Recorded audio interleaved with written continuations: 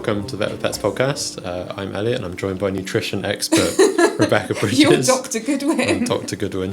Well, they want...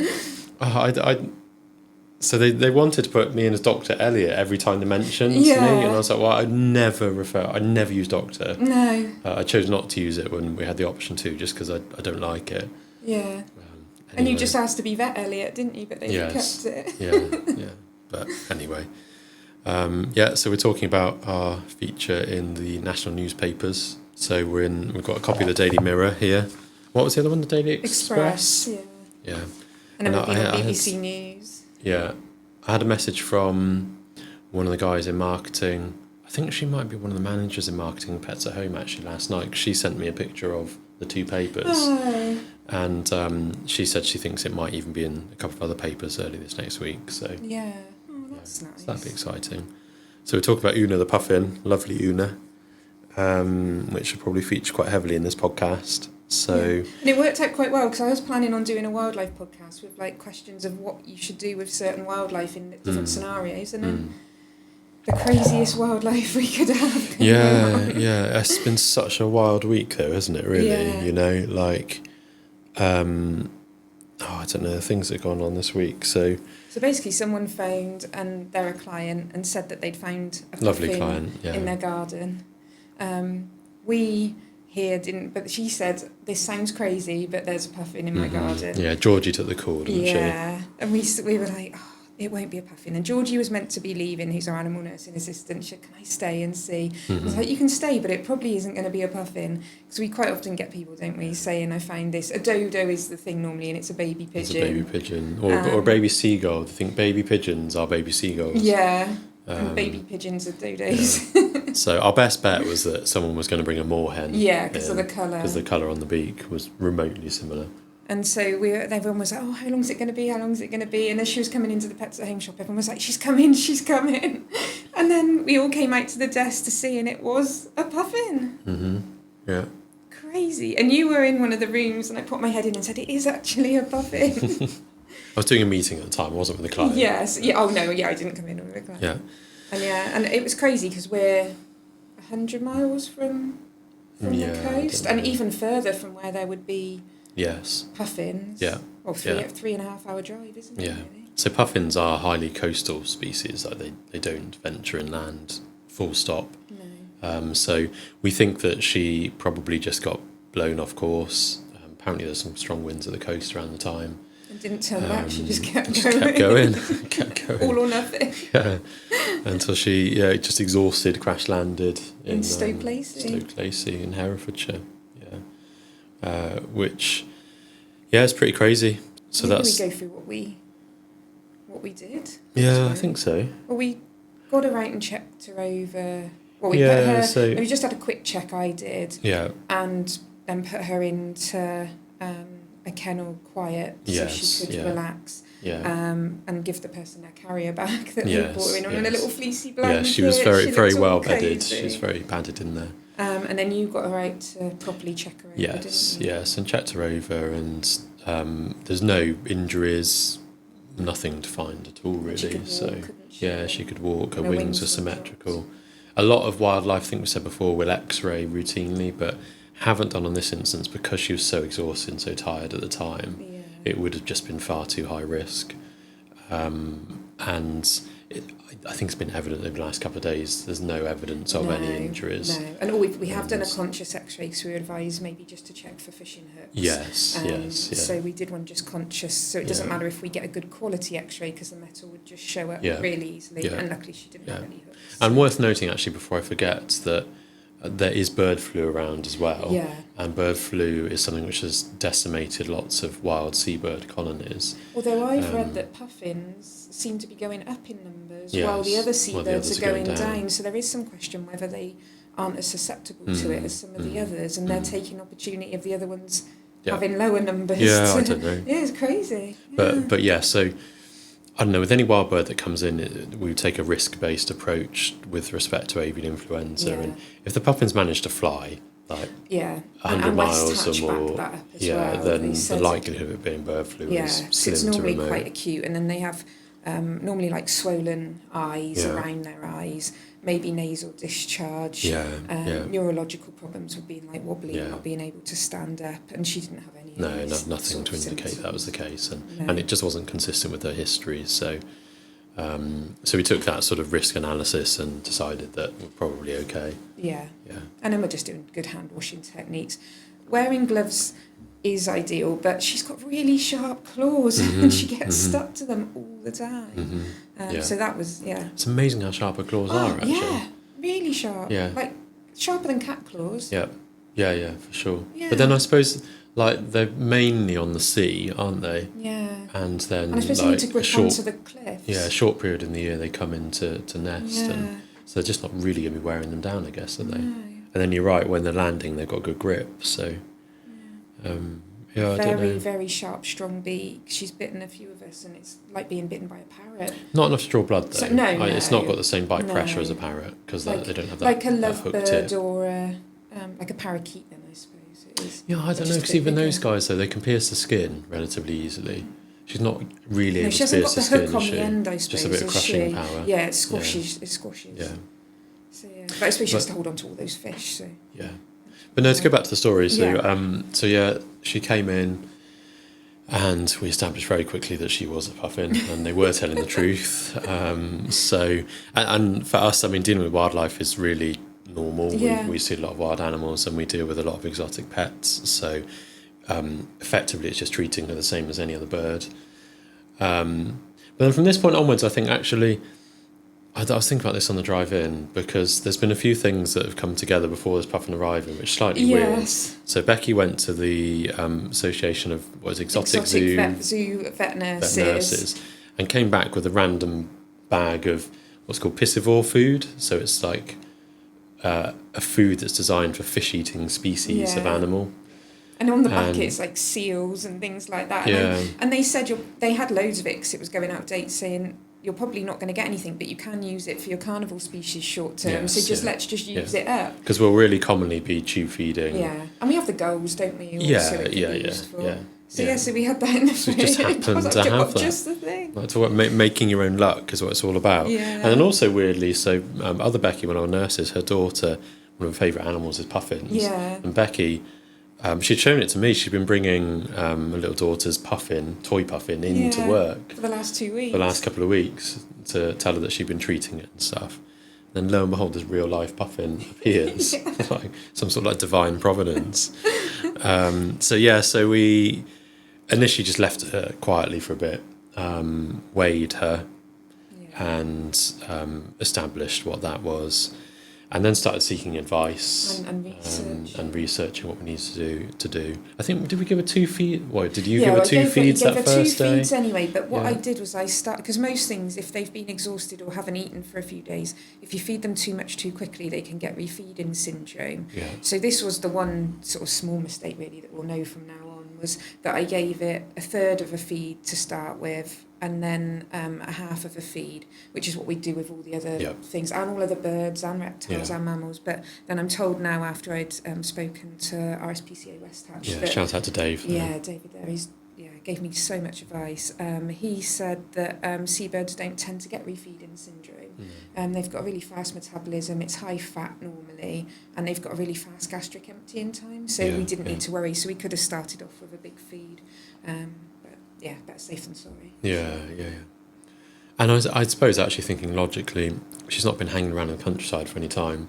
No. She's probably literally just flown straight from wherever she was out at sea into this garden in Stoke Lacey, just one go. I wouldn't have thought she would have stopped along the way. No.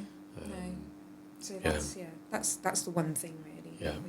So we started feeding, and sought advice. So shout out to RSPCA West Hatch, who deal with, I think, various like seals and seabirds as well as other species as well. Yeah, so I rang, because they weren't open, and neither were... I tried the Cornwall Seal Rescue, but they weren't open. So I tried the Scottish Seabird Centre was the first one, and they were open and spoke to me, but they don't actually do the rehab themselves there, but they had some idea and how we'd release it if we were going to, and they pointed me in the right direction. Yeah, they were very helpful. So you were on the phone to them for a while. Yeah, so then I got home and emailed West Hatch, emailed and then I emailed the Beluga and Puffin Rescue that we went to in in Iceland. Yeah. Because I visited there, and they are actually a Puffin hospital. Yes, and when you Google Puffin Rescue, there's 2 places well, they in the UK. yeah, I mean, they don't really end up in rescue, do they? No, and even West Hatch said they don't see them frequently. Or, No. So it's difficult. It has been difficult to find information. So then I emailed them, and the next day the Beluga Rescue did get back to me and gave me their protocol for puffins, and that sort of added up after I'd spoken on the phone to David that morning as well. It all sort of came together and all added up. And that evening I'd researched how they look after puffins in zoos and what meals they have and how to feed them and things. And that all sort of gave us a picture of what we should be doing. Yes. And we were thinking we might need to send her straight off to a rescue, whereas David and the Beluga Rescue sort of said the quicker you can get her back, the better. So if she's not ill, she may well be better with you and then just being released. And they said that it sounded like we had a good setup. Yes, the right people we know what we're doing, don't we? So that was nice, because I was thinking, she's going to have to just go. And so from a selfish point of view, it has been nice to keep her here. No. But obviously we wouldn't have done it if it was the wrong thing. No, well, with a lot of wildlife, they either fall into one of three categories. They're either euthanized on admit, essentially, or they're able to go back very quickly. So some baby birds have been mistakenly brought in, or things like that. Or then they go to like a rehab situation. So often we'll send to Hereford and Herefordshire Wildlife Rescue, or Athena. And then sometimes Vale as well. Yeah, sometimes Vale Wildlife Hospital. And often, we'll just send to whichever one of those has got space or time. We don't like to overuse anybody, so we'll tend to cycle through a few of them as well. And then we've got Lara who takes the pigeons. Yes, and Lara will take pigeons as well, So then it was forming a nursing care plan, really, from what David was telling us, and to just check her health as well. So he informed us that we needed to get a blood sample, which we do take blood samples from a lot of birds, so wasn't too... Yeah, and so that's to check whether she's anemic, to give us an idea on how unwell she is, and also to check what's called the buffy coat layer. So we spin that blood down in a centrifuge that spins round and round really fast, and that separates out the cells from the liquid. So the red blood cells go to the bottom, and then you've got your white blood cells which sit somewhere in the middle. It's a tiny little tube, and then we just snap it open and then have a look at the white blood cell component under the microscope. And that's just to check for things like toxic cells, so for signs of inflammation, infection. And we set Beth on the task of looking at that, because we don't look at that many, because we have like an automated machine that normally does that for us, or we send it off. I used to do a lot more of them, so I feel comfortable enough analysing them. But we don't do half as much as what you used to.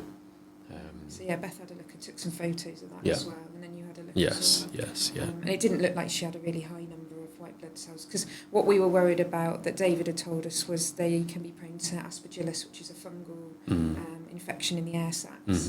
And if those white blood cells were high, so she had an increased buffy coat layer, we'd be at much more risk of that, which wouldn't be a good prognosis.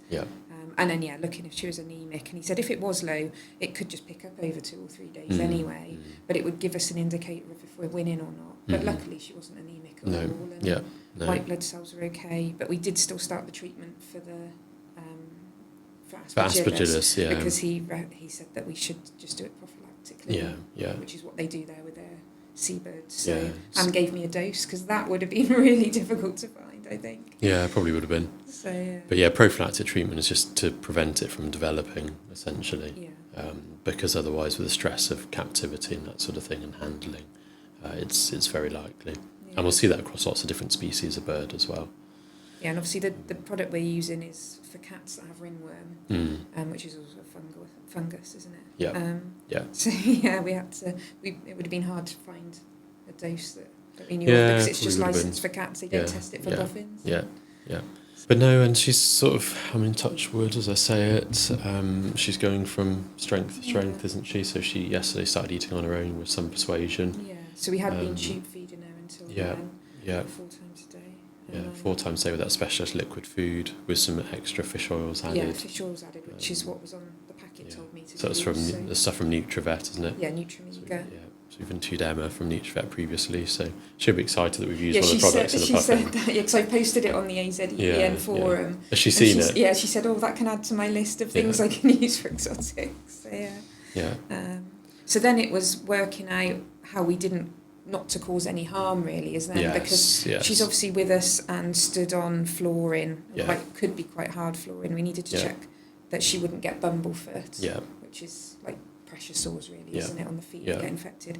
So we've been giving different towels, fleecy blankets, so that it spreads the pressure out on her feet, and then putting an Inco sheet in her we've made her like a little den that she can go, like a burrow, that she can go and sleep in. And it's alternating it around as well, isn't it? Like there's different surfaces in there, different substrates. It's irregular.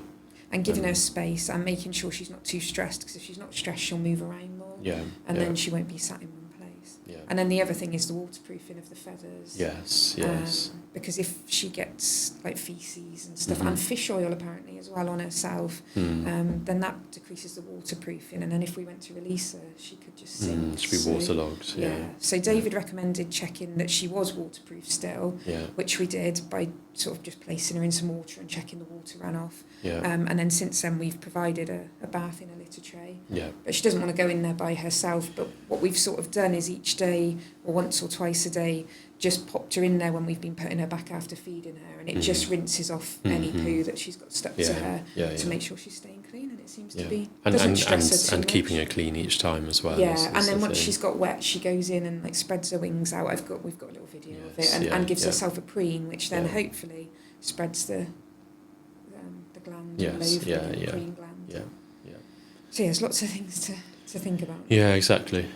But aside from that, I mean, in terms of her character, she's pretty dim, isn't she? Like, she's not the brightest animal. We'll put the videos up of me trying to feed her, and so I got her eating when I put it like sort of on a towel for her with the fish, but then I was trying to get her to eat it out of the bowl to obviously keep everything cleaner, and plus I can add some water to it then to keep the fish hydrated until the next feed in case she wants to eat it, but it took ages. And you can see her little brain cells whirring.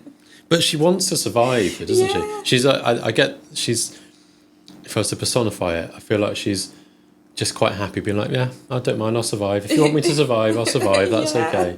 Whereas we have some species of wildlife that come in. For it. Like she's not, I wouldn't say she's stressy. Oh, no. At all. And she's really interested. Like now when I've come in this morning, and she can see the fish in the bowl, and she's looking at it like, and I only had to tap it a bit with the artery forceps, and then she was going. So I think she's, and you can see this morning when I placed the bowl in, I'm about 3 or 4 inches from her, and she doesn't even move away from me. No, there's no particular fear there. And I think that'll get better over the next few days, because we were having to catch her every 4 times a day to feed her. But now if she's eating the fish by herself, we'll only need to give her the just the medication once a day. So it'll be much nicer for her.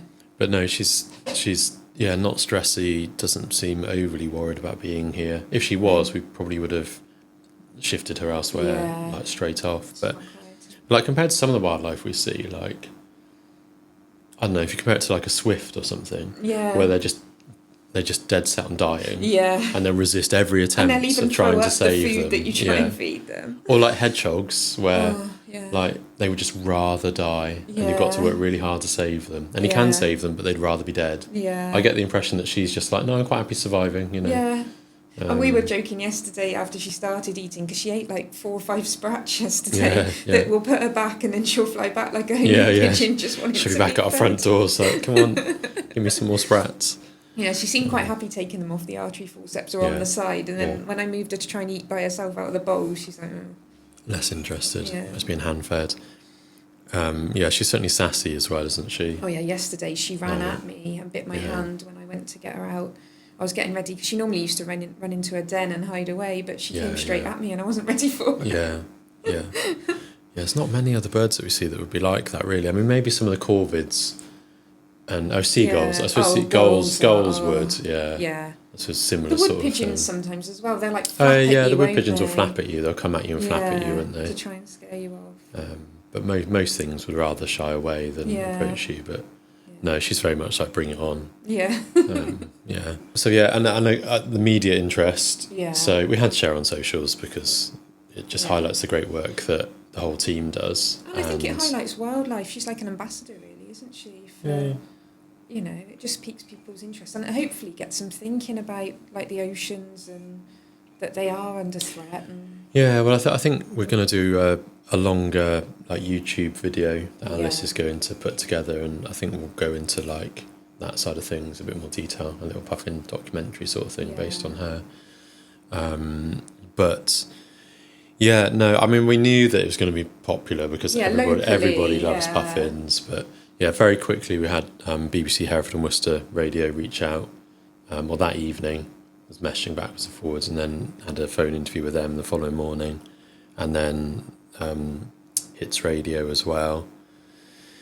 And so the National Pets at Home media team were really interested too, and with them so I gave them all the information and supplied all the images, and then they helped put together then the news articles to put out to the national press as well. And then the likes of Hereford Voice and that sort of thing locally, been really engaged with it, and all the public. And most people have been really supportive. There's been a few people that have been like, "Oh, get it back to sea," or we're like, "That's what we're trying to do, but we can't send it back when it's half the weight that it should be. We're not just keeping it here." And then someone also commenting like, "Oh, has every staff member had their picture taken with the Puffin?" And we should point out that we're not just passing the Puffin round. It's just we have to get it out 4 times a day, and obviously everyone wants to see it. And so it doesn't matter who's getting it out. So if we take if you've got to treat her and tube feed her 4 times a day, then very quickly everyone gets to and a quick hold picture her. is not harming her. No. Because for all of us, it's really well, it's really it's job satisfaction for everybody, isn't it? But having said that, the only thing that's been stressing me out is turning people away. Like, I've had people calling saying that they're terminally ill, so-and-so wants to come and see the Puffin as their last wish, and all these sort of things. It's hard, isn't it? Especially when we're working it's really difficult. Through the day. But it's not appropriate as well, because she's a wild animal. We can't have people coming in, and I've had 3 different agencies want to come and film her, and each time I'm like, no. And if they told us what they sort of want filmed, we've got films, you know, like when I'm going in and feeding her, I'm filming her, because I have to sit and watch check she's eating, and sometimes tap the artery forceps to get her to eat. So, you know, I'm not harming or causing her any stress by filming that at the same time. So we've got films that they can use if they want them. But then having said that, I think the only thing I might do is see if I can get someone to come and film her being released. The only thing I'm worried about is that if it goes wrong, I know. The whole thing's been a bit stressful. Once everyone got behind it, I went home and Joe said to me, "Oh, is it not really stressful? Because now the whole of Hereford's like watching you with this Puffin, and what if she dies?" But I hadn't thought of it, because so much in our head each day we've come in, we've thought, "Oh, she might have passed. She might go downhill suddenly," because a lot of the wildlife we have does do that. So I think we've been a bit pessimistic until today. I didn't think that this morning, because she was so good last night. I thought, we're. But now I'm getting to the stage now where we have got hatching a plan for a release on Wednesday, because she'll have been with us for 7 days then. Which should be long enough to have her recuperated and fed up a bit. Of weight and have some energy. But now I'm in this phase where I feel like, just stressing a bit about, I don't want her going downhill before then, because she does seem like she's pretty good. But she does need to put some weight on. Yes. So she's only put on 10 grams since yesterday. But then yesterday that is, she dropped a little bit. What's that? Because she's 200 and something grams, so it is like 5% of her body. That's not bad in a day. Yeah, it's not bad. No, it's not bad. I've got high expectations. But she is really sprightly now, and she's walking around there really well. She's flapping her wings, and she's like flapping and jumping up onto the top of the den. But we need to see that. We need to work out a plan of testing how she can fly, we sort of need to do a bit of a flight test. So we just need to work out how we're going to do that. And when to do that. So we need to safely allow her the space to make sure she is able to fly. But not so much space that then she can get up out of our reach. I mean, the trouble is, my understanding is that they're not particularly adept at sort of, like with pigeons and stuff, we'll just let them out in a room. Because they're very easy able to navigate around that, whereas I think puffins just tend to just like bomb forwards pretty much. They're not that agile in the air. So she takes off and slams into a wall, and then that would be slightly gutting. She injures herself, but we'll figure it out. We'll work out a plan. And then it's actually getting her down there. So I think I'm. This is slightly selfish because someone else could do it, but I think, well, I want to go and do it. Yeah. So and it is a once I'm in a going to drive lifetime down. thing. This won't happen again. No. Call it now. I won't see this in my Unless career. she tells all her friends what good hospitality. But you know what will had. happen now, though, is that if a puffin crash lands somewhere relatively near to us, it'll be like, we know where we're successful sorting them out. Though. And actually, there's another exotic vet nurse conference, but an online one in October. So I have put myself forward to speak, because I wouldn't want to do it in a room full of people, but this is a pre-recorded one that's going to be online. So I've put myself down to do a 10-minute, so hopefully they'll accept me, 10 minutes case study on the puffin. So then there might be a lot of nurses that know how to look after a puffin. And they want to come here. Yeah. Because, she's been very good publicity, but she's not exactly very profitable for a business, bless her. No, the fungal, even cost price is expensive, and then your fuel to go down there. Oh, don't worry about that. It's the time, isn't it? It is the time, because we've had everything else going on as well, like our normal consults and things. That's what people, I suppose, don't realise. Yeah, we're not just sat here looking after a puffin, we've got to shoehorn that in around. So like we're coming in early in the morning to get her fed before we start, because we've already got appointments booked in. We didn't know we were going to have a puffin. No. And full appointments yesterday, you had full ops. Yeah, and it also takes quite a lot of brain space to just and keeping up with all the social media, because normally I do let the comments and slip. I just don't really bother replying too much because I've got so much stuff to do, whereas I've actually tried to keep on top of it, which has been fairly time consuming, and all the media stuff as well, actually, for me. So my day was it from the morning morning off on Thursday was not a morning off because of fielding all that stuff. And then I'm tired because I've been just staying up late researching puffins. But I mean, it's been a total pleasure though, and yes, it doesn't completely. Yeah, it doesn't come along very often. And like yesterday, but then also now I'm thinking, I feel bad for all like the pigeons and everything else we see, because honestly, aside from the fact that she is a puffin, the treatment she's had is no different to the gulls that we would see, to the pigeons, to the hedgehogs. Now sometimes we'll have hedgehogs and. Like, I've done orthopaedic surgery on gulls and pigeons before and that sort of thing, and perhaps we ought to shout about it a bit more, maybe. Yeah. We'll see if we can get a full page in the papers next time. They won't put a pigeon in there though, will they? You never know. They might do. And that's it. I think you do need these species that people love to help the ones that don't get as much press. I think also what I really like is that to all intents and purposes, we are a normal vet practice. Yeah. And I think it just highlights that we're a normal vet practice where we can do extraordinary stuff. Yeah. And I think that's, really nice. And I think also at the moment with like the CMA review and was it BBC Radio 4 last week? BBC Hereford and Worcester. So 1 minute they're interviewing me talking about this puffin, and then I think it was the same day or maybe the following day, then releasing these articles about vets having to euthanize people's pets because they can't afford them and that sort of thing. And it's not. I'm not going to go too deep into it, but it's not that. No, and from our side, when we're looking at our vet forums and that, people are saying, "Is anyone else seeing this? Because we're not seeing it." No. And the person they spoke to was a locum vet as well, on the one that I was watching. And I think, if they're locum and not in a regular practice, I don't know. We're not seeing it. We're not seeing it. No. I don't know, maybe people are thinking it, but I don't know, we're not seeing it. So I think it's nice to have a positive vet story out there as well. And I don't think as a profession we're that good at blowing our own trumpets. No.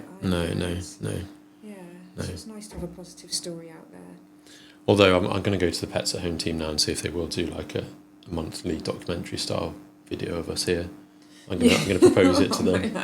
I think I had an idea actually. I think you should go to the media team and see if we can set up a wildlife bit on their website of what to do if you find injured wildlife, because from me looking for this, there really aren't that many places and they just give you a few little points. It's not helpful. You mean for other vets? No, for public. For public. And then also they sell a lot of things in Pets at Home that say you had to just keep something for the night before you could get it to the vets. And stuff also to support the wildlife in your garden. They sell hedgehog food. So they could be linking to that as well. Heat pads, that sort of thing. Yeah. So I think we should link up with them and just get a bit better information out there. Yeah, we'll propose it and we'll see. But yeah, I mean, on top of that, it's also been a crazy week. So the Wednesday, Oona arrived. Tuesday, I had a call out. We had to go on an emergency visit to sure Lindsay won't mind us talking about Wildside. So Wildside to deal with the lynx. So that doesn't happen every other day either. No, and that was the first one that we've... Yeah, so we as yet the vet room isn't up and running, so we're planning on getting the vet room up and running before really taking on the work. But anyway, certain set of circumstances meant we had to go and deal with poor old Zach, the lynx. So me and Lucy Lou went down there and acted like we knew what we were doing, and it all went fine. I think this is it with the Puffin as well. You question yourself because you think, I haven't done this species before, so I don't know what I'm doing. But actually, because of all the other stuff we've done, you do, and you just have a little bit of imposter syndrome. You do. So you do know what you're doing with the lynx. Yeah. It's just that we haven't done a lynx before. Well, a lynx is just a cat, isn't it? Yeah, just a big that's cat. it. But so we helped the team there to dart him, and then unfortunately he had a large tumour behind his ear.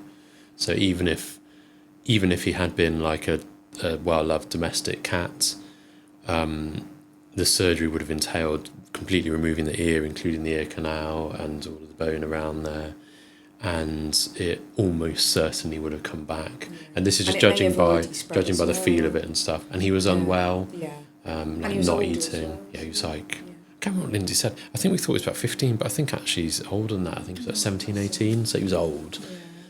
So we made a decision to euthanize, unfortunately. Definitely right thing for him, and he's had a lovely life there with it. So that was sad, but still privileged to be able to deal with him. There's another patient there that we're probably going to deal with this next week, which hopefully have a better outcome, so we're just waiting to get that organised. And then so then the Thursday, so I went with Becky D to do a careers fair at Webley High School as well. So peopled out Thursday because I had those interviews on the radio. So 2 interviews on the radio in the morning and all the social stuff, and then I had to go and do this careers day with year 10 students at Webley High School, and I love doing stuff like that. And Sparky came and really enjoyed it as well, and both Becky and I enjoyed it. It's hard work for us and hard work for the kids. It's like a speed dating thing. So there's groups of 3 and they go around all of these tables, and there's probably, I don't know, maybe 30, maybe even more different employers there. And so it meant that you're seeing everyone in that year group. Yeah, because they don't necessarily want to be a vet or a nurse. Well, not one single person wanted to be a vet or a nurse. You might change their mind though. Well, I enjoy going and just being inspirational in those circumstances, in terms of people wouldn't even realise that maybe that would suit them. No. Not just the vet side of things, but nursing or reception work or whatever. And I think it's seeing people from the area as well who have... So you've grown up in Hereford and now you own practice, and it's just nice, isn't it? And I can tell a story as well, and so different to like, I know, poor old Rob doing finance and stuff like that, and other people where like his kids just be completely disengaged. There's not many people who would not find the Puffin story interesting, or at least or the lynx story, or just because people like animals generally, don't they, and find it interesting. So so that was interesting, good fun. And then Thursday I had a radio interview at 20 past 8 in the morning, another one a bit later than the school, and then I had to come in here and work then afternoon into the evening. Crazy day, really crazy day. And then yesterday as well was a busy one. We had I miscalled it slightly, so I thought we'd have more time, because when I got in the morning I was like, Elliot came, a couple of appointments Emily are cancelled. Came in and said someone's cancelled. Elliot's told me to bring the goat as she just comes through with the goat, and I was thinking, there's quite a few ops. Well, when I spoke to her, something that my 2, like, I have my morning appointments are cancelled, so I thought, I'll just start on with the ops, and anyway, we got everything done pretty much. I didn't clean out his kennel actually. Oh, that's right. We got to like close to 7:00, and I was like, I need to go home. No, maybe after. But that went really smoothly though, as Anna said, it went really nicely. Yeah, so Dudley was one of my goat kids that had broken his leg. I've been holding off on removing the metalwork just because someone might have wanted him for breeding, but I convinced them otherwise. I just didn't feel it was going to be the right sort of breeding home for him. And it's a big undertaking having a billy goat that's entire, with horns and everything else. So he's no longer entire. So he's no longer entire. He had his testicles cut off as well as his metalwork. But he's back out with his mum and his sister and his auntie today, so he's very happy with himself. Because he's had to be sort of on his own. Yeah, solitary confinement. To be fair, I probably should have kept him on rest for another week or so, just in case it refractures. But I thought, you know what, it should be all right. I'm just going to send him out and hope he doesn't do anything too stupid. And then you've got Sweep. Yeah, poor Sweep. So he got bitten, we think, by one of the parakeets or by one of the guinea pigs. Sweep is definitely to blame. He's been really aggressive recently. He's like... Because Lilu, there's a bit of a weird love triangle going on, but he sees Lilu as his girlfriend, and she's been laying eggs and stuff, so he's been very defensive of her and where she's nesting. So I've not been letting them reproduce because I don't want any more. So I think he probably just attacked someone bigger than him, picked the wrong fight, and someone's chomped the top of his head. So it's sort of like across, like, top of his eye down to his nose, really deep wound, like down to skull. So I've been tube feeding him twice a day and antibiotics and pain relief twice a day. It just hasn't felt like eating. Yeah, it was 8 days now. I think it was last Saturday I found him like it. And I think it probably happened the day before. But last night he's finally started eating on his own. And this morning he was having a go as well. Yeah, there's a video of that on your... Yeah. Is that on your Facebook? Yes, yeah. So I did tube feed him last night anyway, and tube fed him this morning anyway. So I know that he's got something in his tummy. Because they will sometimes pretend to eat, won't they, so that they look to everything else, that they look okay. But this morning his poos are all right. So the entirety of last week his poos have been loose and a bit green and stuff because he's not eating enough. Feed, he's not having, like, but this morning he had done a couple of, not normal poos, but more normal. Yeah. So by this evening, if his poos are more normal again, I won't have to tube feed him. I'll still have to give him his meds. But when will he go back in with the others then? No, probably not for a few weeks, I don't think, judging by how he is. His faces were swollen up and horrible, both his eyes were sticky. And I must remember taking nebuliser home from him, actually, because his nostrils have all bunged up as well, both sides. So initially it was just the one eye and sort of spread across as he's all inflamed and infected. So, but hopefully he is on the mend. 14 years I've had him this year, so he was intentional. I bought him as a hand-rear baby, 2011. A gift for myself because I've always wanted a parrot, and I thought that's just inappropriate. Even then I was like, that's inappropriate. There's a cockatiel, and then we got my budgie friend, and then the flock sort of expanded from there really. And so did the aviary. But and then what else? We caught up with little Shadow the kitten, now called Guinness. Oh yeah. So he's the one that was found in the pub garden. I can't remember what it's called. The Oxford Arms, So they I put found him on. while they were doing Sunday carvery. His mum, we think, must have left him in the garden. Yeah. He's 4 or 5 weeks. Yeah, a little feral kitten. Yeah. So he's doing all right. He's got diarrhea, so I feel a bit bad. He didn't really have diarrhea. He did a solid poo last night, just before we left, and I said to Lee, I'll send a picture of that to Lucy Lou. So Lucy Lou is our nurse, her sister's taking the kitten on. Yes, yeah. And because he's had diarrhea, all she's been getting all week is pictures of kitten poo. So, bless him. Yeah, I told Lee to send a picture. But he did a solid one last night. He's still tiny though. Yeah. I feel like he should have grown more. He's going to be. I think he's going to be an absolute runt. Yeah, you wouldn't believe how excited we get about poo. He's probably going to be ugly. I think he's going to be one of those. Oh, he's cute. But he's so ugly. He's cute because he's so scruffy. No, he's just small and So he's doing that. a bit grotty. Bless him. I've only had one drama incident, and as usual, it was Sarabi causing it. So I was going to have a shower, and then I heard loads of jackdaws making noise. And we normally get like 10 or 12 jackdaws in the garden sometimes, but this was much louder. Mm-hmm. So I went out and I could see all these jackdaws swarming around, and it was like the birds, the Hitchcock film. They were all up in the trees, all cawing. So I decided to film it because I didn't know what was going on. I thought, that's really weird. Yeah, then I heard a commotion by the pond, and I was like, oh no. And Sarabi had caught one of the jackdaws and was lay on it, which... She doesn't seem to like grab them, or she was just squashing it. And so I picked her up, got her out, and the jackdaw flew into another bit of grass. So then I locked her inside, got the jackdaw, and it seemed to have some tail feathers missing and some wing feathers, but I didn't look at it too much because I was coming to work. And then I brought it in for you to look at, and we found out the reason she'd been able to catch it was somehow its wings had been clipped. Yeah, it's weird. Its wings look like they've been clipped, don't they? Which means someone's cut them with scissors, both sides. People do it with chickens, normally one wing to stop them flying out the garden, and it's quite an old-fashioned thing to do with parrots. We don't stop them flying. Yeah, we don't never do it anymore. Well, some people will do, but you shouldn't really do. And so both its wings were symmetrically clipped. It's very strange. I don't see how that could have happened in nature as such. And why would you do both? Because if you do both, they can still fly to a certain extent if you don't do it. Yeah, very odd. Yeah. But that's how she'd managed to catch it. So I felt a bit less guilty. Yeah. But luckily Dee from Athena Rescue's taken him. And she took a goal for us as well, didn't she? Because she said she's got 12 goals at the moment. It's been a big year for goals. Yeah. So lesser blackback goals is the ones we have in Hereford. And I've lost track of how many babies we've had brought in. Yeah. 20 plus probably now. Oh, maybe that's exaggeration. I don't know, 15 or so perhaps. Actually, that was one of my planned questions. Okay. Should we start do the some test? Okay, do the test. We thought it might be fun to do... it's an actual test. Are you testing my knowledge? Or? Well, no, it's... Well, maybe a little bit. We thought I'd do some wildlife scenarios, just because I thought people might be interested in what you would do in that situation. Yeah. And then they can test their own knowledge of what they thought they would do at the same time. And one of them is the gull. So I start with that one. Mm-hmm. So a young girl, a fledgling, because the little ones are called chicks that are really fluffy and are still sort of in the nest.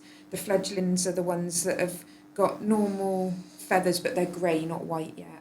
And they're sort of still being fed by the mum. So you find a fledgling girl on the floor, mum's around and she's angry. And am I taking it the fledgling girl is... Oh, it's healthy. It's healthy, but not quite at a stage that it can fly. Yeah, it's one of those ones that's just... just hopped off its roof sort of thing. Yeah, I mean, in that sort of situation, really, the best thing is to make sure that it's just somewhere safe, as in it's not going to walk out onto a road or get eaten by someone's dog or something like that, and just leave them to it and keep out of the way. So we don't really need to... No, we don't. I think the trouble with stuff like that is that people are scared of birds. Yeah. Is the one thing. The parent gulls are scary. They will be pretty ferocious. Yeah, they will dive bomb you and make contact as well. So I think to be fair, it's understandable why people get quite distressed by that, and sometimes people will be quite funny with us when we're like, well, no, actually, you just need to make sure it's somewhere safe and leave it alone, because it's not going to be long before it moves on anyway. Because even if you move it 50, 100 metres, the mum's going to be watching you if she's around and see where it is. She'll know where it is. But I think the gulls, the baby looks like it's quite distressed as well, because they're so noisy as well, aren't they? But they're just shouting to mum, they're not shouting at you to save them. Yeah, but do make sure it's somewhere like where it can walk out onto a road. Yeah. That'd probably be one of the main things. And that's the hard thing in the city centre, isn't it? Yeah. Or like the one we had that Dee had taken from us, the mum didn't seem to be around and other adult gulls were mobbing it. Yes. So you wouldn't want to leave that one there. Yeah. So. It probably got too close to one of their nests. Yeah. So then they were mobbing that one. So, this is one we get quite often as well, a deer at the side of the road struggling to stand. Yeah, so I think first thing is remember health and safety. Yeah. Deer are incredibly strong and they actually have really sharp hooves, so don't go over and try and cuddle it or anything like that. If you have got a blanket or something thick you can throw over its head so it's not distressed, then maybe that might be an idea. But just be really cautious that they're very strong. Then it's a case of, occasionally we'll have them brought into us to euthanize, essentially. Realistically, if it's not able to stand at the side of the road, it needs to die. Yeah. Like, there's not going to be any coming back from that. And sometimes they will still. You think they can't stand and they're stunned, but it's crazy that they can get up and run. Well, we saw a muntjac deer, so they're an invasive species, so they should be euthanized when they're brought in, and that's fine. But this muntjac deer, people have been trying to catch it the entire day. And it had broken both of its ankle joints, its hock joints, and had been running around the entire day on the ends of its tibias, so its shin bones, that were poking out through its skin. So they'll just keep going, because when there's that stress and adrenaline, they perceive there's a predator chasing them. Yeah. They'll do remarkable things, even with really severe injuries. But I think you can call the police. Yeah, I think it's the main thing. Call 101, not 999, but because they could be a risk to the highway. Yes, so call the police, and then, I mean, if you're able to just throw something over it, maybe stay there just to make sure it doesn't cause an accident. But don't put yourself at any risk. Because the thing is as well, you might think they're really flat. Me and Natasha, our previous vet, had one. It was a muntjac, and no one would come out to it actually. So the people it was clients, so I'd managed to get it into the back of their car in a blanket and really swaddle it up. Me and Natasha got called in, and we gave it so much sedation, like crazy amount of sedation. You would think that would have finished it off in itself. it went really sleepy in the car, so we decided to carry it in. The people wanted their blanket back, so we carried it up, and it had fractured legs, with open wounds. All the back of its back end was all wounded, and completely asleep. We got it to the top of the stairs, and it started kicking, and it could be really dangerous. Luckily, we had a good hold of it, but you just wouldn't expect. It's the fight and flight. So you do really have to be careful. Yes, yeah, exactly. Yeah. So underlying things, don't put yourself at any risk. No, it's not worth it. No. One of the other ones we sometimes get, it's summer and it's daytime, and someone's seen a large hedgehog walking around the garden, but it looks quite purposeful where it's. Yeah, so it's probably a mother that's out foraging, or maybe collecting nesting material, but probably foraging. If she's got a litter of babies, she'll need to spend extra time to feed and to find food to produce milk. So observe it, and if the hedgehog seems otherwise bright, alert, you approach it and it just like curls itself up. Don't try and pick it up or anything. But if it seems like it's displaying normal sort of behaviours, I'd probably just leave it alone. If it seems disorientated, wobbly, or deflated, they look a bit saggy. Yeah, saggy. That can be that they're dehydrated. Yeah. If it's like a sort of like I don't know, like an oblong, rectangular, saggy shape, rather than a nice sort of like slightly more round hedgehog shape. And it doesn't look startled by you, I think. Sparky found it actually. He was like, "What's that?" And I was like, "Yeah, what is that?" And just some other hedgehog out wandering around. And then if it ends up with us, it's difficult because it's away from the babies then. So one of the things we quite often do is anaesthetise them, don't we, to check that if they've got milk or not, so that we can look. And then the other thing I put is obviously just normally leave out, if you know you've got a hedgehog in the garden, leave out a shallow bowl of water for them in the summer. Leave out some hedgehog food. Pets at Home make their own brand one now actually, which I've been using, and it's cheap and it's really good. And then take care of your gardening, because that nest is going to be nest will be somewhere nearby, and it's really easy to disturb. Trim them or fork them or anything. And they're not the brightest. They'll make the nest in silly places and sometimes. they'll make it out of plastic. And they'll use any old garden stuff to put in there. So it could be anywhere. It could be anywhere, exactly. So just take care. And I suppose the other thing is you could feed the hedgehogs as well, in terms of... not feed the hedgehogs. Make sure the place that you're feeding the hedgehogs is secure, because otherwise you might end up with rats, cats, that sort of thing. So a really good tip is, if you go to garden centres, you can buy like the big potting trays, or you could buy a storage container or something like that, like a plastic storage container. Cut a couple of holes out, hedgehog size, and then just put it upside down so the hedgehog can go in, but then your cats or foxes or whatever else can't get in there to eat it. And then making your garden wildlife friendly as well, so they've got natural stuff to eat as well. Yes. Then the other one I've got is a pigeon, and it's got a dropped wing and some blood visible. Yeah, so I mean, any bird with a dropped wing, particularly if there's some blood visible, would need veterinary attention. So it's better to come straight to a vet rather than going to a wildlife rescue first. Although it's not uncommon, if it's out of hours, then I would direct back towards a wildlife rescue initially. Or I've put like picking it up with a blanket. Or keeping it in just a dark box. Yeah, a dark box overnight until you can bring them in the morning. Unfortunately, a lot of them might end up euthanized, but that's absolutely fair, because if that's a wild bird and it's not fixable, then that's a completely valid treatment option. And at least if it's been in a box overnight, it's not going to be attacked by something else. It's not going to get maggots. And unfortunately, we can't come out to every wildlife casualty overnight. Exactly. And the more and more wildlife that we see, we just have to be realistic. And if it's night time, it's not uncommon that I'd say to people to put them in a box overnight and keep them calm and quiet. Then the last one I've got is a baby. We get this quite often. A baby pigeon that's on the floor. You know, the ones with the fluffy feathers. They look like a dodo. So if it's a baby pigeon that is able to walk around and fly a little bit, probably okay. If it's a baby pigeon that is not fully feathered and it's pin feathered and looks really ugly, then those ones, they should be in their nest. So if you can see where the nest is, put them back in as best option. But if not, they probably need attention. But sometimes you'll see them around town and stuff where they're just wandering around looking a bit confused and they're squeaking, make like a squeaky squealy noise, but they're actually just at that stage where they just jumped out of the nest, they're just learning how to fly still. and they'll probably be okay. And they want mum to feed them, but they probably should Yeah. be feeding themselves. Yeah, They're yeah. just trying to hold out. They'll carry on feeding them for quite a while after they fledged. And they could probably go to a wildlife rescue rather. If it's not injured, wildlife rescue's ideal, because otherwise it just comes into us, has a check, and then goes to a wildlife rescue. And then just goes on somewhere. Yeah. Whereas if it's something injured, it's probably better to come to the vet first. Yeah. I suppose the other one that's worthwhile noting is that there's a variety of species where you'll see baby birds out and about that's normal. So robins, blackbirds, thrushes, that sort of thing. Yeah. They're small and they look a bit confused and they don't look like they're meant to be out. But actually often they're just hopping around, even if they can't fly properly. Yeah. They'll do this like semi-fledging thing where they'll just jump out their nest as a safety mechanism for breeding. Because actually, whilst they're all contained in that nest, they're at risk of being predated and they'll all be eaten all at once. So the sooner they can get out of that nest, even if they can't fly properly and they're just hopping around, actually they're safer. So often, just keep an eye on them and you'll soon see one of the parents will be around feeding them and stuff.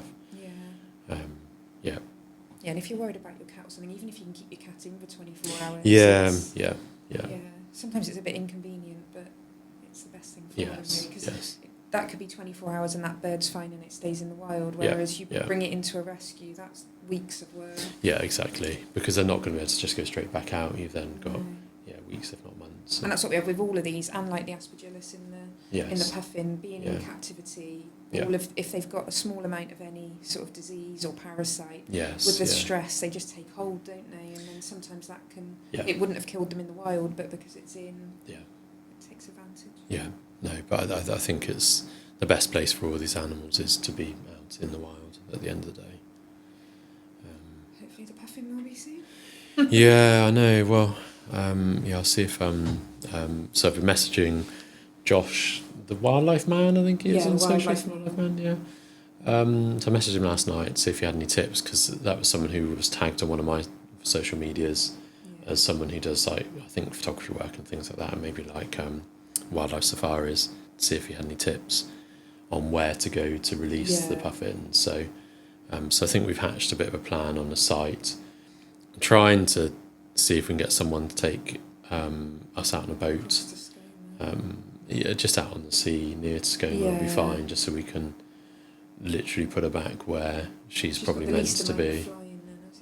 Yeah, exactly. And I've contacted the Wildlife Trust. I can't remember which one of them it is, but that look after skomas. I think someone's commented with another email address, I think, with a group that looks after Stockholm, I think. So I might contact them as well. Yeah. So watch this space, and I don't know, I might see if we can get someone there to film it. The Pets at Home team, social media team, I think probably be quite keen on that. Yeah, that would be good. Because it's going to be hard to release her and try and film it at the same time. Yeah, exactly. And it would be such a nice good news story if she does get back to the wild, and quite unbelievable, really. Yeah, we didn't expect it, because we just thought she must have something wrong with her, didn't we? Yeah, I just thought she'd die, to be honest. I was fully expecting her to be dead the following morning. We always give them 100%, but you just didn't hold out so much hope, do you? No. And certainly with wildlife, it's not uncommon that even with the best intentions and doing everything, they just die anyway. Because of the stress or unknown or concealed injuries or illness. Because a lot of the time, by the time they get to the stage that you can actually pick them up, there's a reason for that, and they're quite unwell. But no, so far she seems pretty robust and is doing quite well. Yes, we're going to try and get together all the footage and pictures and stuff like that. I was also found out you can like record phone conversations on your phone nowadays. Not sure if it's just an iPhone thing, I don't know. That's how I did one of the radio interviews. He was like, I'm just going to record this conversation, and then press record, and so I think my phone can do that. Because I thought what we'll also do is we'll call the lovely people who found her as well. Because it'd just be interesting just to have a bit from them on just, because like crazy thing, you don't find a puffin in the garden every day, do you? No. And I'm sure they'll be happy with that. Yeah, I think so. And she came in so comfy, and it's what they normally put the puppies in to bring them in. But no, it's crazy. So it's just been a mad week. It's been a mad week, and I think next week is looking even more mad. So next week, I'm working 9 to 8 tomorrow. Tuesday morning, I'm doing a nursery visit with Carol, one of the goats. Then probably going to Wildside to treat one of their animals. So that would be anaesthetising a patient there. So I'm sure we can talk about next time. The RCVS interview. Yeah. Hang on. When are we doing the... So Tuesday... no, not Tuesday. Tuesday at 4. We've got the Teams meeting. Is it Tuesday at 4? I thought it was Thursday. Is it Tuesday? No, Thursday's when she's coming in to film us. Oh, yeah. So okay. Tuesday at 4, we've got... Well, this needs confirming because I emailed them after hours on Friday, didn't I? So I've not yet had it confirmed yet. Okay. But the RCVS, the Royal College of Vet Surgeons, want to come and interview us. Yeah, it's their Vet Futures team, Vet Nursing Futures, I think it's called. Yeah, because of how we utilise veterinary nursing time. So they're making a video to show other practices what nurses can do, really, and how we can be used. And what we do. So they've got someone to do the surgical side of it, and I think someone to do, like, the hospitalisation and medical side, and we're doing the consult side. Talking about how our nurses are doing boosters and just how we're utilising them, really. I don't know how they're going to keep us on track talking about stuff, but... So, yeah, Tuesday we've hopefully got a team meeting so that's a team's meeting to plan it. So Wednesday, so my Wednesday, it's looking likely I'll be getting up at probably 3 o'clock in the morning is going to be what I'm going to aim for, to take the Puffin back to West Wales. So then I've got to come back for a house viewing in the afternoon. And you cannot miss that. I mean, Emily No. You've got to get back on. So that would be exciting. Yeah, we've got mixed feelings about the house. And then Thursday, we were hoping it was going to be about 10. You're going to need that's what's happening makeup. Thursday morning. Do you think they will? No, you're going to need some they won't put makeup on. I'll just look tired. Yeah, and you'll be saying, "Oh, the nurses helping out has taken so much off me," and it'll look like death. I feel like death anyway. I've been in such a bad mood these last couple of weeks. I'm so tired. Anyway, the Puffin has come just at the right time, or the wrong time. I know it's hard work, but it has cheered us all out. Yeah. But yeah, I'm a bit worried about being filmed, but I'm just not thinking about it. Thursday, 4 hours of filming is looking likely. To make a 5-minute video. Although I think we may have left it at short notice. I don't know. We'll see if they do come then. Yeah, 4 hours of filming for 5 minutes of video. That's how bad they're expecting us to be. Their expectation is that they will need 240 minutes worth of footage to get 5 minutes that's useful. Well, they don't know how good we are. They don't know how well practiced we are, do they? So they might get him and be like, wow, actually, we'll make a whole documentary We're done in half an hour, hopefully. Yeah. I can get on. Yeah. And actually, next week, I think... Look at the dates. I think it's milk recording week for me next week with Esther as well. Yeah, I think it will be. I'm on countdown because I've got like 2 weeks now until we go to Mumbles for the week. And it's the most relaxing holiday. Just chill out, sit on the beach. Yeah, I don't really go on holiday. We're trying to line up some locum cover for me to go to another goat show in September. Yeah. So we'll see if that happens. And to go to the zoo conference in... I thought we had cover for that. Have we not got cover for that? That's November? That's November, isn't it? No. We're going to... Yeah, we're going to ask Ruth, I think. Ruth. Yeah. We're going to suss out what Ruth is like. Yeah. So we've got a couple of locums because I have succumbed to having a couple of days off this year. It's gone well. Yeah, it's gone all right. Yeah. You don't like leaving the practice in anyone's hands? No, it's not. We've just had really bad experiences with locums in the past. Locums being a vet who comes in and covers a temporary shift just for the occasional day. And I've had some shocking experiences before, so I'm very wary. But luckily, Natasha, our previous vet, is going to come back and locum a little bit for us as well, isn't it? But it just turns out the one in September, she's actually on holiday. Yeah. Actually, have we asked her for November? Yes, she's working that weekend. Okay. Yeah, so... Yeah, we'll see. Options. Yeah, we've got options, and like we've got. I think the thing for me is we've got enough people around here. So just business hat on for a minute. It's just balancing that. I want the business to do well this year because outside of the work we need to buy a house and that sort of thing. So I've got other things at stake. Paying a locum the locums are so expensive because it comes straight out of that. But then the rest of the team is saying you need time. I know, but then I fully recognise that it's getting to the stage where I am tired and grumpy. And it's summer holidays. So actually, the net benefit is probably better of me having a bit of time off. You're finally seeing the light now. Yeah, but now we're getting to the stage where actually there are days when Beth and Kate No, I lie. So the 2 days this last week, Yeah. when Beth and Kate were supposed to have everything under control, I had to come in and do something complicated. Yeah, because there's been complicated. That's the thing, isn't it? A general day to day, they're doing really they're well. excellent. Yeah, no, I'm not. Yeah, not doing them a disservice. Yeah. They're excellent. They really are. Yeah. But there is. It always falls on your day off that something with complicated. Yeah, so we had poor needs old Max, the cat, this week. So I was supposed to be off on Monday. He needed an eye removed, but we had significant concerns. There was a cancerous process going on that needed ruling out.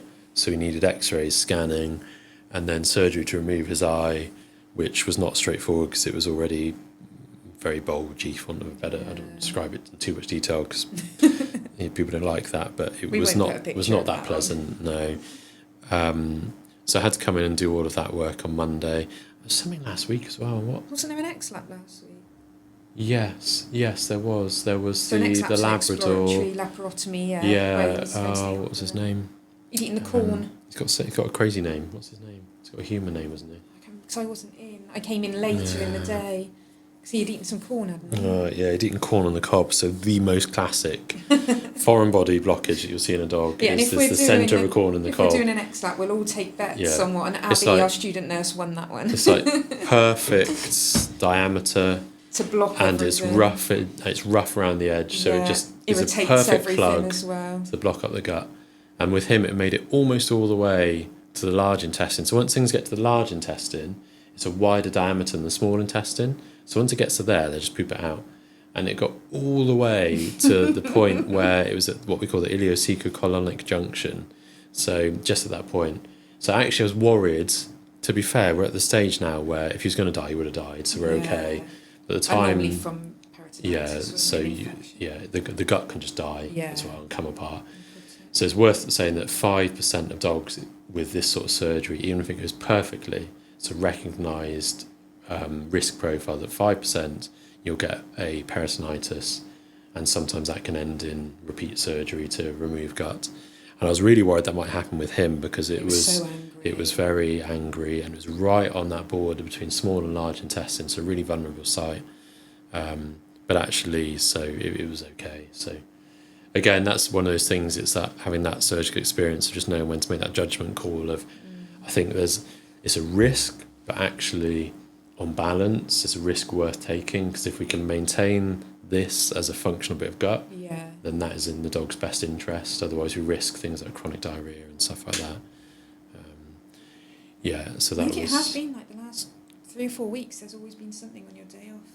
I've spent a lot of time in here. Your one day off. Well, I've not managed to get anywhere near as much sleep as what I should do because of the stuff going on with their own animals, with sweep and things as well. And it sounds silly, but just fitting in those extra little bits. Yeah, makes a big difference. I've currently got 2 guinea pigs on medication, and I've got sweep, and then the boy kids with their broken legs and stuff. And then normally Toffee will and then someone colics or whatever. But it means that I can't also do those things that I need as my behavioural drains, like going for runs and stuff, because I just have to be sensible and preserve a bit of energy for work and things. So, yeah. It is what it is. It is what it is. I enjoy it all. I'm not moaning about it. I feel very privileged. And this week is definitely one of those weeks where I just think, who else gets to look after a puffin? Yeah. Who else gets to go out and help to dart a lynx and treat it? And who else gets to then also be mentioned in the national newspaper and do radio interviews and do careers fair at the local secondary school and all that sort of stuff. Like, I think I say it a lot, but I feel really privileged to be able to do what I do. And also, I think what's really nice and what I tried to get across to, they've sort of picked up. Actually, I think the other article is better. I think it mentions the full team effort more in the other article. Because also that was the thing I said to you, that no one, it came in and no one was like, oh my God, what are we going to do with this puffin? How are we going to do this or what? Yeah. It was just like, between us, we'll sort it out, we'll work out what we're doing. And I'm so good, because actually I've really not had that much input with the puffin, to be perfectly honest. Like, I'm here overseeing it, but you checked, like, physically, check it's all. I suppose I'm financing it all. You're financing it. but I'm glad they added in. So Elliot added it was a full team effort from diagnosis to feeding and nutrition. Everyone brought their expertise to the table. And it's really nice they put the Abby and Meg photo feeding her in there, and then Abby with her as well. And like a week ago, we had a wood pigeon in, and we were saying how they flap. And Georgie, our animal nursing assistant, she's not the biggest fan of birds but this might change. and she was worried about picking it up, and I was like, come on, you can do it. And she did, and she held it for me. This time the Puffin came in and said, can I get it out of the carrier? And I'm like, yeah, exactly. It's those sort of things. She just wanted the photo. But to pick up a Puffin, like, yeah. Really no, I think we're very lucky, very, very lucky. And do you know what, if she goes back to the wild, it'd be amazing. I know. Yeah, watch this space. It could just be a few days. Just got to keep her alive a couple more days. She needs to keep eating. Just keep her feeding. And I'm off tomorrow and Tuesday. Hopefully she'll eat for someone else. Well, I'm sure she will. I'll show them how to tap the artery. They'll be calling you in 4 times a day. I'll come. I bet you come as well. I would. Joe, if we were still tube feeding her, Joe had offered to come in tonight and hold her for me so I could tube feed her, because we thought she might need an extra. Just have to ram that fish down her today. Yeah, and if we can leave the food in the bowl and she's eating it. Although she didn't eat it on her own last night, did she? Didn't, but she did eat like 5 sprats before we left last night. She'd gained weight. I think we'll just feed her loads before we go. And we can always give her a crop feed before we go if we need to as well. Although, judging by how much fish she ate yesterday, I don't think we'll need to. No. And realistically, again, thinking in the wild, they wouldn't be feeding all day, would they? It says only 20 to 30% of their body weight. It said she ate way more than that yesterday. Yeah, but I guess certainly this time of year, if they're foraging for youngsters, I don't know. They just have an extended period out there, then they come back. Well, it said they lose weight while they're feeding like the babies, and then they gain weight again before the winter to go on. So that 400 grams is an average as well. So. Also, it said that I'm sure it was the further north you went, the heavier they get as well. So, or no, it wasn't. It was the further towards the equator, the heavier they get, and as you go further north, they're smaller. Was it really? No. Yeah. I thought it would have been the other way around. Most cold animal things tend to be a bit bigger. I'm sure it said towards the equator. Latitude, or what's that? These guys probably don't go. But there was definitely a size difference between them. They said their wingspan will be the same, but their weight will be lighter. Interesting. Just full of Puffin facts. Yeah. Well, we'll do this Puffin documentary. Alice is keen to make one, so more than happy to oblige. Got all the research. Right. Yep. Thank you for listening, everybody. And I can't remember if I said at the start, thank you to Vets For Pets Hereford for sponsoring. Yeah. Sponsoring the Puffin as well. Sponsoring the Puffin too. And we'll update you on what happens to Oona next time, and how our RCVS filming and how if they come in. Right, let's do some work. Thank you for listening. I've been Elliot. I've been Becky. And this is the Vet with Pets podcast. See you next time.